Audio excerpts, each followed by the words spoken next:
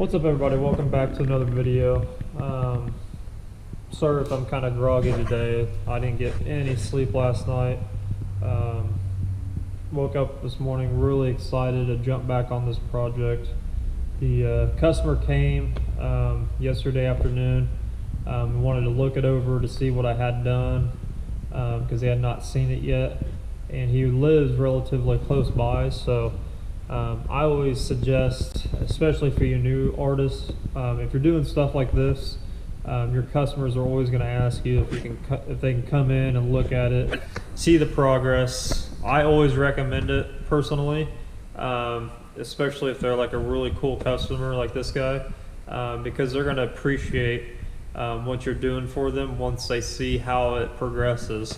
A lot of people shy away from letting the customer see anything or be a part of it, and I just think that's not really the right thing to go about on doing this type of work, because it is a long process. They are spending money with you. You are spending a lot of time on their projects. I think just full circle wise, it's a good habit to get into, of letting your customers know what's going on and things like that, and letting them actually see it in person. So I'm going to walk you guys through what I'm going to do today, but first I'm going to show you guys where exactly this piece is at. If you watched the last video that I uploaded yesterday, this video should come out the day right after. If not, it'll be out the day after that. So the last video, literally the last video that I uploaded, go and watch that, because you're going to see what it looked like before what you're going to see in this video, if that makes any sense. But to keep it short, pretty much I had it still everything taped up when the customer came over. I was still tweaking things a little bit, and he really is, for somebody that, as artists, we see things coming along in our head and we know what it's going to look like, even though it's all taped up. There's pretty much overspray everywhere and it's blocking out all the detail work. I knew what it was going to look like when I unmasked this thing, because I was the one that actually drew it and painted it, and had the idea in my head of what it would look like. So I had an idea of what it would already look like, but as a customer, they're going to come in here and they're really not going to see that same thing. It's hard for people to see what you're seeing if you don't if you don't show them. So he came in, had a couple questions, because obviously all he was seeing was some black, not blacked out, but blocked out gray areas, and a lot of overspray, and a lot of things were not showing themselves to him. So what I went ahead and did for him was I just started ripping off all the vinyl, and once I started barely peeling away, like I think I started on the right hand side towards the back of the van first, and let that kind of graphic kind of peel away. And a little slowly, as I was peeling that tape away, he was starting to smile really big, and he started seeing the vision that I was trying to portray, and it felt really good to see that, because, like I said, that a lot of people don't allow people to come in and actually see the work until it's 100% completed, or maybe they send pictures, and it's just not the same thing as in person. So I ended up peeling all the tape away so he could actually see it, and he was really, really happy with it, which makes me happy in return. We talked a lot about going forward from here, and we both are on the same page with it. So I'm going to walk you guys through what I'm going to do next, so you guys have an idea. But first, let me show you this. It turned out really, really cool. Obviously, it's not even close to being done. There's a lot of details that I got to do.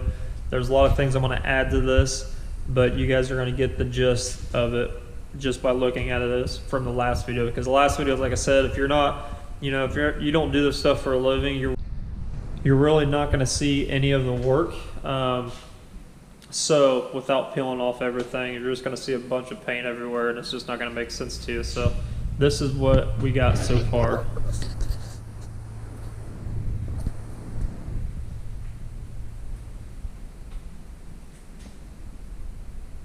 And I left a little bit of the tape up there because I want to do something up in that corner, and I'll show you guys that here soon.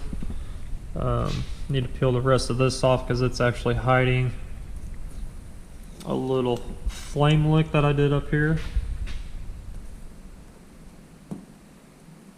This stuff, this gold mask by FBS tape, custom fine line tape, is where I get it. This stuff is awesome. But if you do let it sit on there for a while, like this has been on there for probably a few, 4 or 5 days, and it's really hard to get off. So, but it comes off real easy, leaves a nice edge line, and it doesn't really, I've never had it peel paint up. So it's really good stuff. It's pretty thin, so you're not building a lot of edge on it. But this is what we got so far.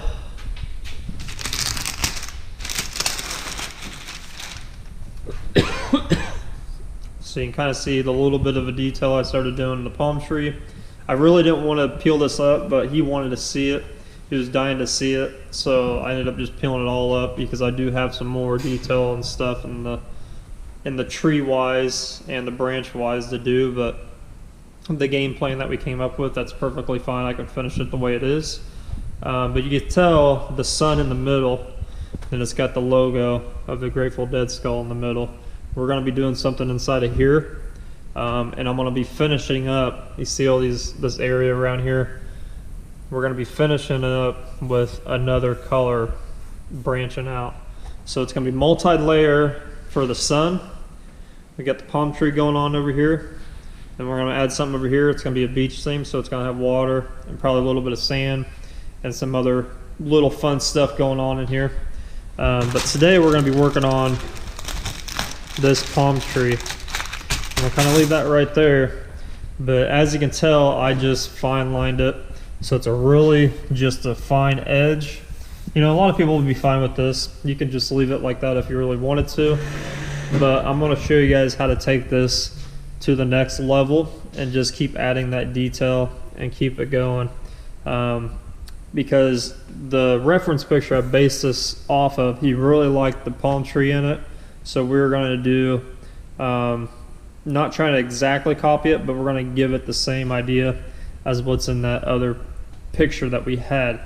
And what I mean by that is, you know, like I said, a lot of people might be fine with this, but I want to take it to the next level and make it a little bit more detailed. It's got shadows and everything else, and highlights in it. You can see the bark and all that stuff. But we're actually going to get away from making it looking like a stencil. And we're going to go through and airbrush the sides to make that bark kind of thick and thin in some spots. And then we're going to branch this bottom out like palm trees have, and like just the base of the palm tree is going to get like it's rooted into the van. So we're going to do the base, we're going to do the trunk, and then we're going to do some shadowing up here. So I'm going to turn the air compressor on here, and I'm going to show you guys. I'm going to kind of walk you through step by step. I've got my colors already mixed. I'm literally just using a bunch of grays. This is the original color that I started with, like the base gray, and then I got a darker version and a lighter version. And based on what I'm doing, I'm just playing off of those two. So I'm making very different variations of gray tones and darker gray tones. I'm not doing straight black and I'm not doing straight white. It's all just variations of gray tones. And I'm just using black and white to do that. Nothing special. You just see some silver up in here. We're going to be adding some more silver to this as well. So it's going to make it really pop. And we're going to go through and add more to this, like I said. So I'm not going to be showing this today. We're going to be focusing on the palm tree though. So I just want to give you guys an idea of what it's going to look like. And then I'm going to start detailing this thing out.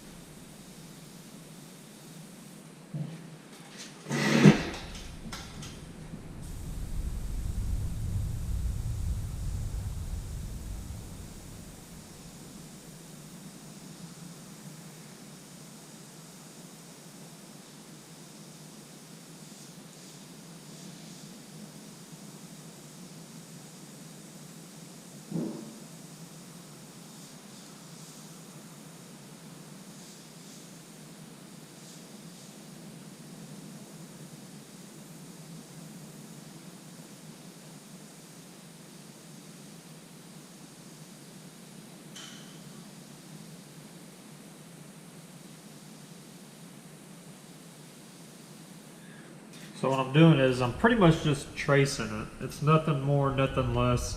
Just tracing that edge, and I'm making these little edges of the bark kind of stick out to make it look like it's actually wrapping around the tree.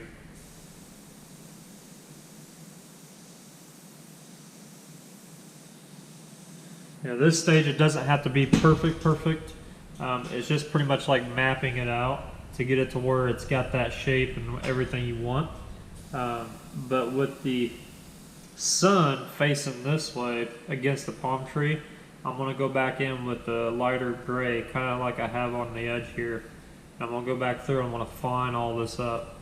And that's really going to make everything pop while leaving a little bit of a darker edge to it to make it look like it's wrapping around that tree.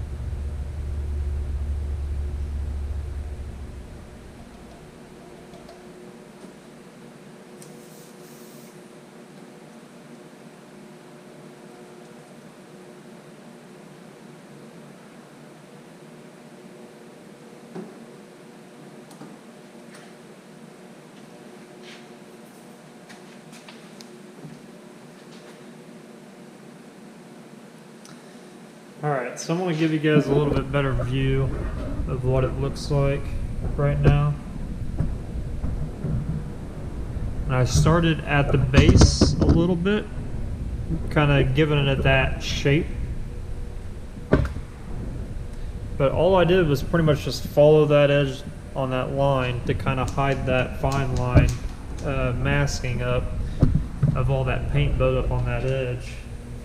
And then I went through and just kind of darkened everything that needed to be darkened. And now I'm going to stick the lighter tone in my airbrush, and we're going to go back through and we're going to really chisel this stuff out. Because the idea, you always want to try to have a light source. So my light source is obviously the sun that is shining over everything. So if the sun's shining from the right, it's going to hit the side of the tree a certain way. So that's what you really want to keep in mind when you're doing your shadowing and shading. You know, right now it might not look like anything. You can kind of see where the shadows and shadings are coming through. But when I put this kind of like a really light gray in here, it's going to really start, I can come through here and I might have it dark in this area right here where I might not want it dark. I can go back through and I can chisel that stuff out. So it's just a matter of building it up, and that's all we're doing is building, building, building. I'm going to start here at the trunk.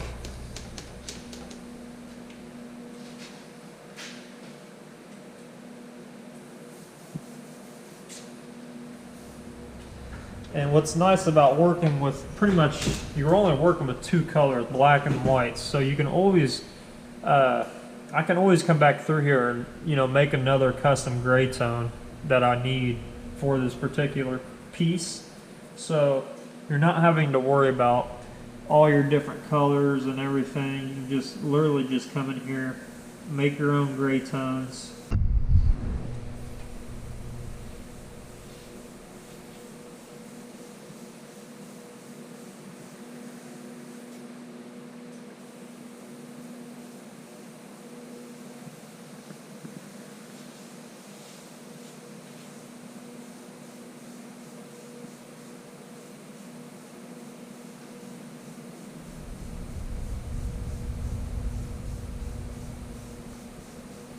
And there might be, you know, I might have to come back in with another darker gray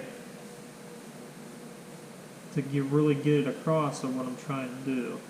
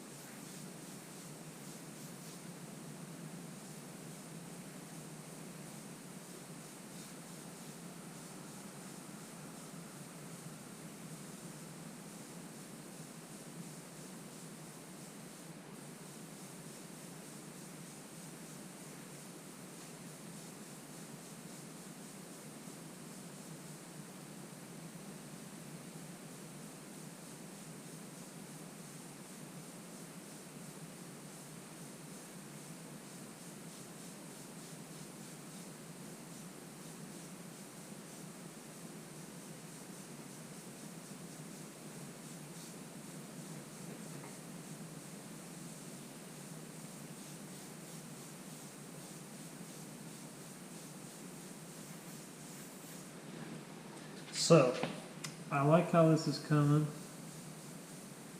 I'm not really too worried about making sure everything looks exactly the way I want it right now.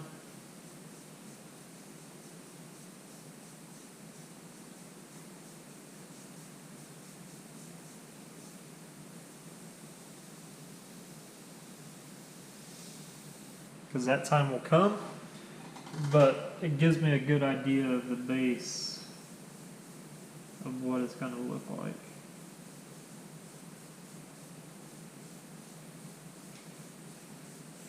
See, like back here where I'm adding all this lighter gray, it obviously needs shadow, so I'm not really going to finish it the way it needs to be. I'm going to kind of leave it like that, and I'm going to kind of work the lighting around, because this base is probably going to hit the most of that sun, so I'm just going to keep shading it, and I might even want to go a little bit lighter than what I already have.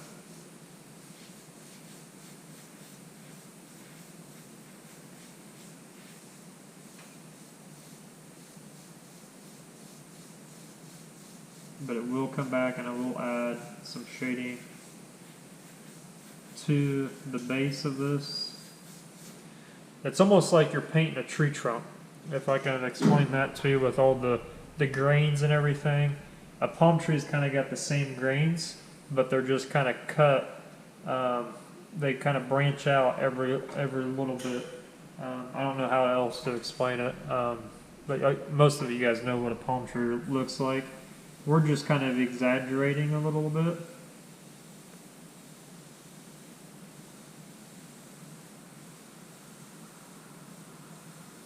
And this piece necessarily isn't, it's not a piece that's going to look, it's not supposed to look like photorealistic. So you kind of got that fine barrier between making it look realistic and then making it look like a kind of like a poster image, if that makes any sense to you.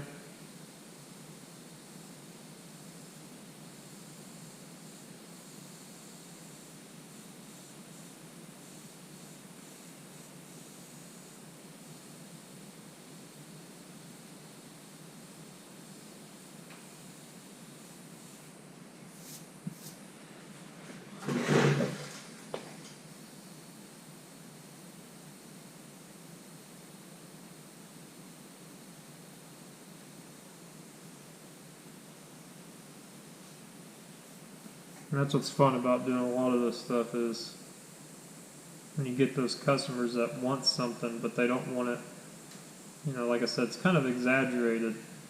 It's not necessarily photoreal. Like a lot of people get stuck on that word, and they got to do photorealistic stuff. They got to do photorealistic stuff.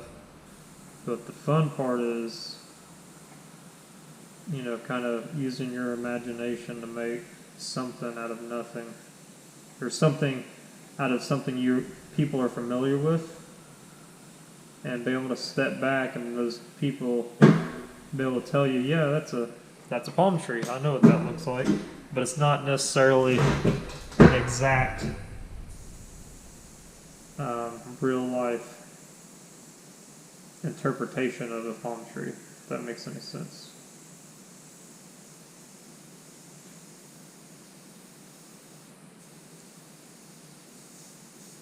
Because if the person wanted that, they would, you know, obviously they can say, hey, this is what I want it to be photoreal, and yada, yada, yada.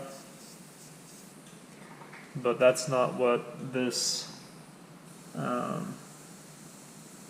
this whole piece, this whole van project, that's not what this is about. We are trying to stay within the guidelines of being original, but we're also paying a tribute to all that Grateful Dead artwork that everybody likes.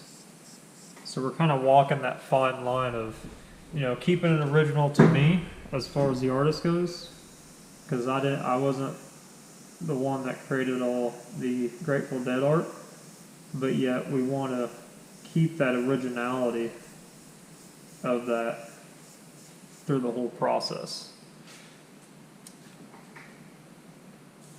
And if you haven't seen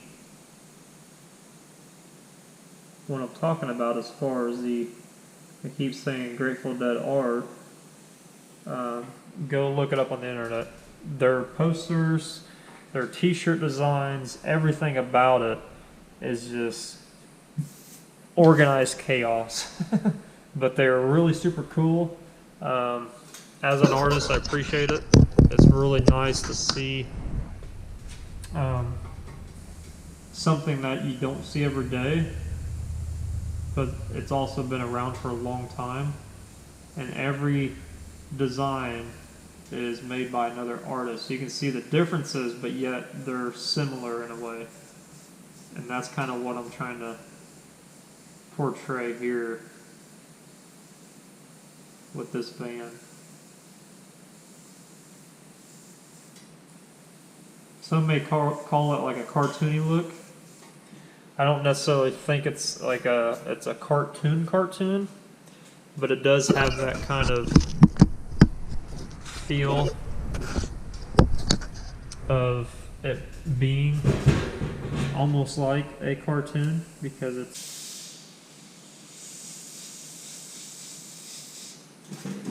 and that's why when you work with only 2 colors, you don't have to really worry about too much. Because when you work with a lot of colors that are just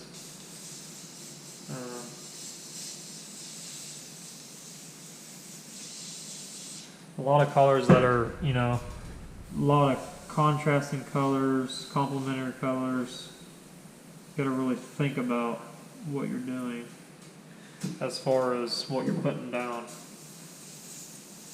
and the way you're doing it.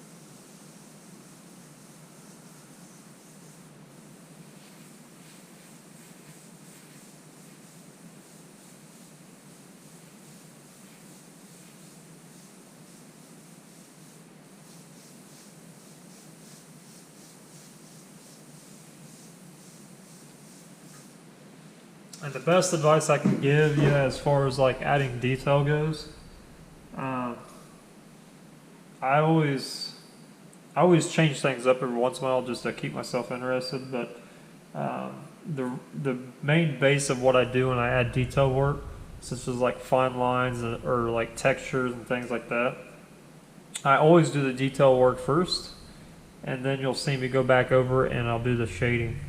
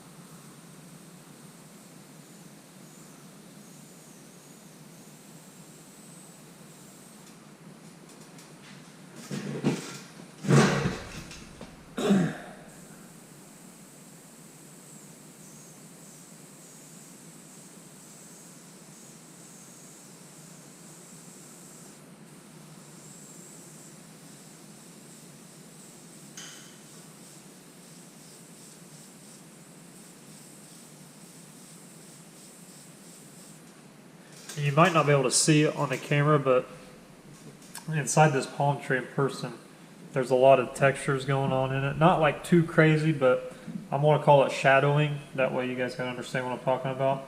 So all the shadowing that I've done previously in it is already popping out. So I'm just literally my map's already created. So I'm just going back over is all I'm doing. And I'm making things pop back out.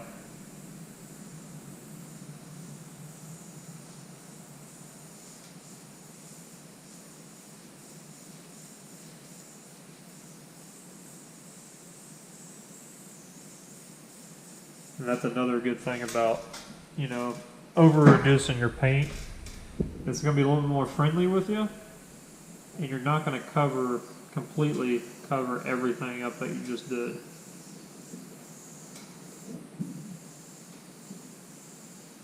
You're going to be able to still go back in there and have all those little details and all that other stuff still in there without blasting it with an opaque, because an opaque will certainly just kill all your detail.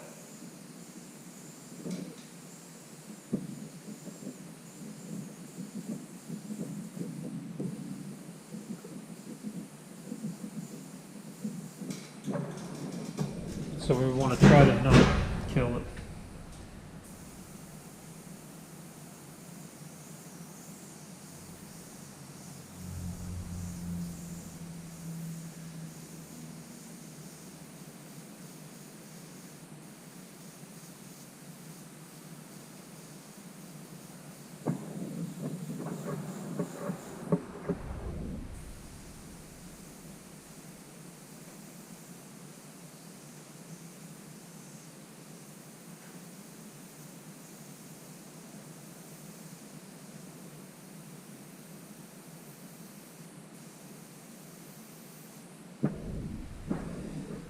So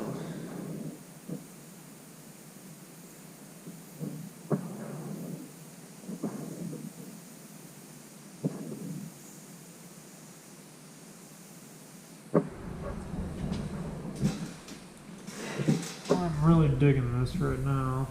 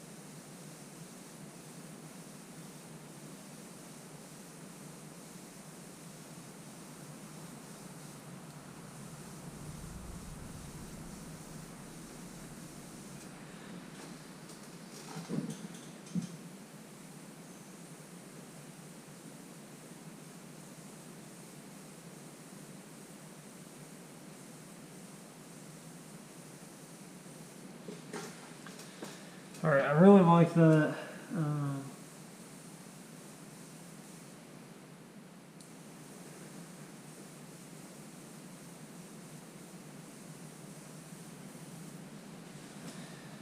It's looking really cool. It's really coming to life. As long as you put a little bit of effort into it, or actually a lot of effort. This stuff don't come easy, but as long as you do the work and do it well, it will come out just like you want it.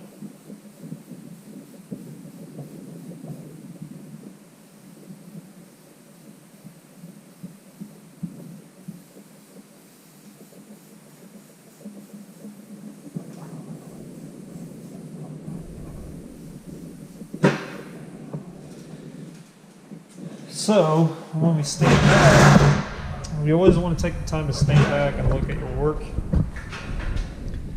And it is coming along very nice. So the last thing I'm going to do is I'm going to stick almost this darker tone back in my airbrush, and this we're going to go through and refine everything now.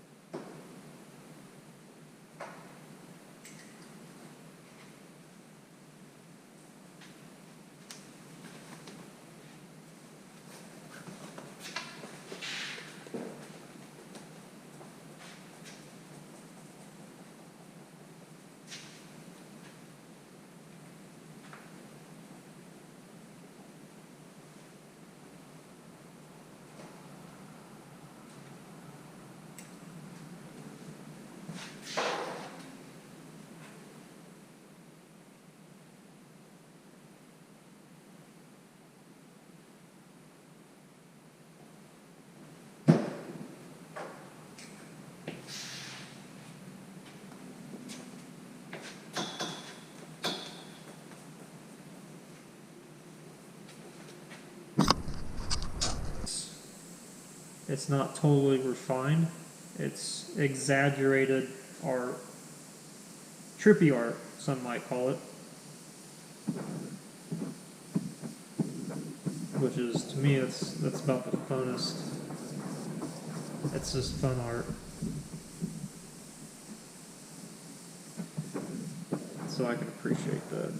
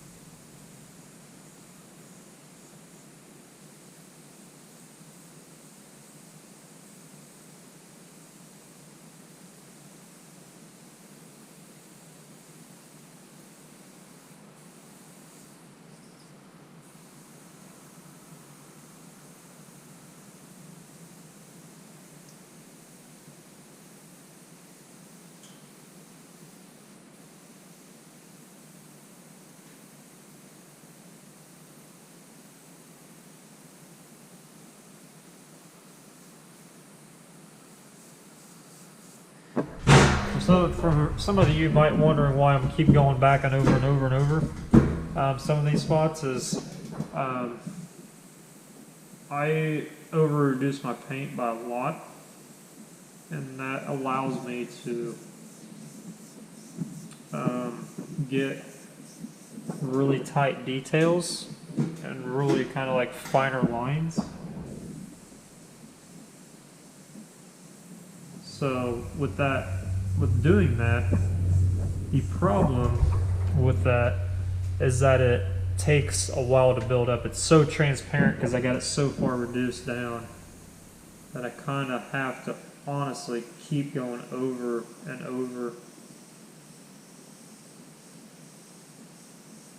And another reason why I do that is I am using a custom Micron CM, and the needles on these airbrushes are super small. So in order for the paint to pass through without any issues or blowouts, I'm pretty much having to do that. But I like to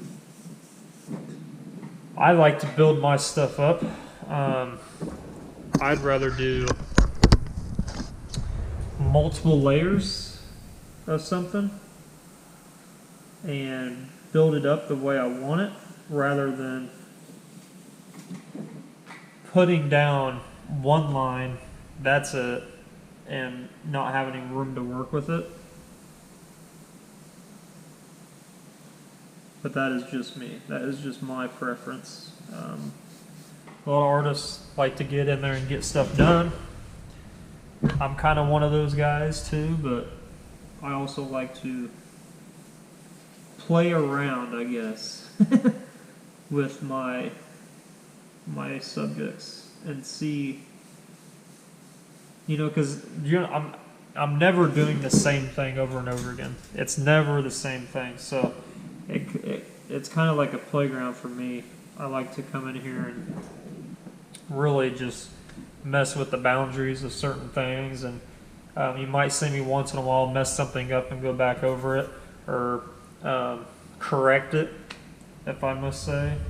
And yeah, it's just something that I do. Everybody's different.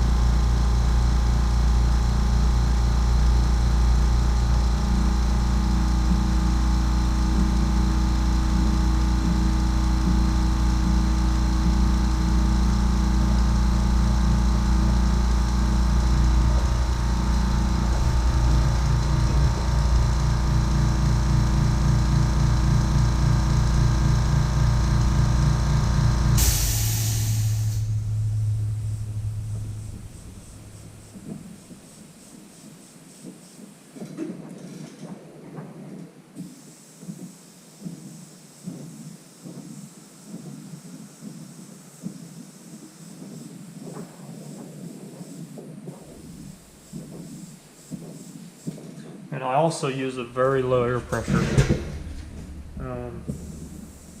That allows me to get in here really tight, as well as it does not cause a ton of overspray doing so. So it might take me longer than somebody else to do something, but I know that I am not creating a bunch of overspray everywhere. Down here I might have created a little bit on the bottom side, but we can always clean that up.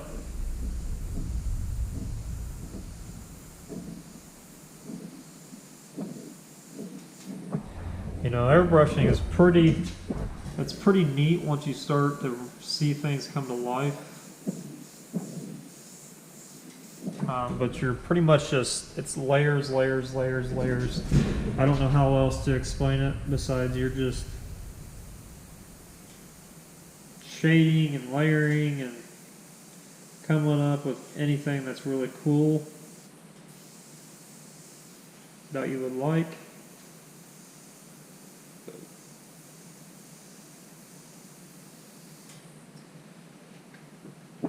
So I'm liking the way this is looking. I've got a light gray in here now, but it is not, how do I say this? It's not as light as I want it to be. It doesn't have enough white in it. No matter how much I go back and over with it back and forth, it just it doesn't have that white, that bright that I'm looking for, which is fine because I can just lean over my shoulder and put some more white in it, shake it up, and go to go. But so I'm going to do that. I'm going to put a little bit more. You can kind of see it here. Maybe not. There we go. It's kind of hard to see because there's not much left in here. So I'm going to put a little bit more white in here.